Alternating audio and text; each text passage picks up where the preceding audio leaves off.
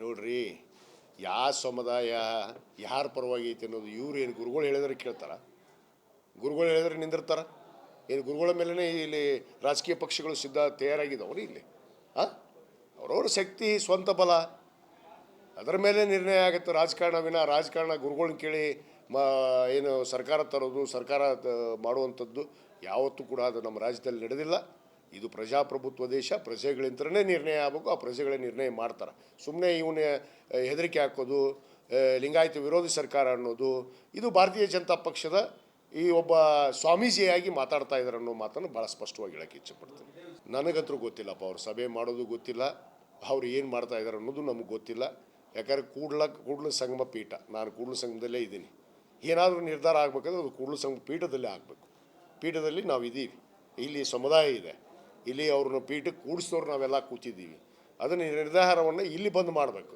ಅಲ್ಲಿ ಕೂತ್ಕೊಂಡು ಎಲ್ಲೋ ಬೆಳಗಾವದಲ್ಲಿ ಕಳೆದೆ, ಬೆಳಗಾವದಾಗ ಒಂದು ಮನೆ ಮಾಡಿದೆ, ಬೆಂಗಳೂರಾಗ ಒಂದು ಮನೆ ಮಾಡಿದೆ, ಇನ್ನೆಲ್ಲೆಲ್ಲೋ ಒಂದೊಂದು ಮನೆ ಮಾಡಿಕೊಂಡು ಇವ್ರು ಹೋದ್ರಲ್ಲ. ಪೀಠ ಬಿಟ್ಟು ಅದಕ್ಕೆ ಅಡ್ಡಾಡ್ತಾರೆ, ಪೀಠದಾಗ ಕುಂದ್ರು ಅಂತ ಹೇಳಿದೀವಲ್ಲ ನಾವು ಸಮುದಾಯದವರು.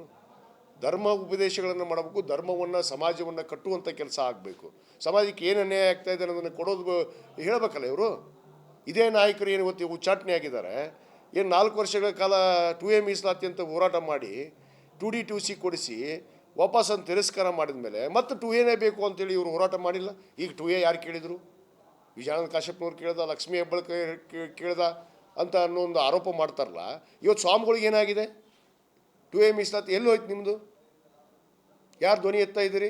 ಯಾಕೆ ಬಸವನಗೌಡ ಪಾಟೀಲ್ ಯತ್ನಾಳ ನಿರ್ಧಾರ ಮಾಡಿದ ತಕ್ಷಣವೇ ಏನು ಸಮುದಾಯ ಅವ್ನು ಗುಲಾಮಗಿರಿ ಮಾಡ್ತಾ ಇದ್ದೀವ? ಏನು ನಿಮ್ಮ ಗುಲಾಮಗಿರಿ ಮಾಡ್ತಾ ಇದ್ದೀವಿ ಅಂದ್ಕೊಂಡಿದ್ದೀರಾ? ಸಮುದಾಯಕ್ಕೆ ಏನು ಬೇಕು ಬೇಡ ಅನ್ನೋದು ಇಲ್ಲಿ ಸಮುದಾಯದ ಪ್ರತಿನಿಧಿಗಳಿದ್ದೀವಿ, ಸಮುದಾಯದ ಜವಾಬ್ದಾರಿಯನ್ನು ಹೊತ್ತಂಥವ್ರು ಇದ್ದೀವಿ, ಸಮಾಜದ ಸಂಘಟನೆಯನ್ನು ಮಾಡಿದಂಥವ್ರು ಇದ್ದೀವಿ. ನೀವು ಗುರುಗಳಂತ ಕುಂದಿಸಿದ ತಕ್ಷಣ ನೀವೇ ಏಕಾಪಕ್ಷ ನಿರ್ಣಯವನ್ನು ಮಾಡುವಂಥದ್ದಕ್ಕೆ ನಮ್ಮಲ್ಲಿ ಅನುಮತಿ ಇಲ್ಲ, ಅದಕ್ಕೆ ಬಿಡೋದಿಲ್ಲ. ನಾವು ಮೀಸಲಾತಿಯನ್ನು ಕೊಡಿಸುವಂಥ ಪ್ರಯತ್ನ ಕೂಡ ನಮ್ಮ ಮುಂದುವರಿಯುತ್ತೆ. ಇಂಥ ಈ ಗೊಳ್ಳು ಇವರು ನಿರ್ಧಾರಕ್ಕೆ ನಾವು ಯಾರೂ ತಲೆಬಾಗೋದಿಲ್ಲ ಅನ್ನೋ ಮಾತನ್ನು ಭಾಳ ಸ್ಪಷ್ಟವಾಗಿ ಹೇಳ್ತೀವಿ.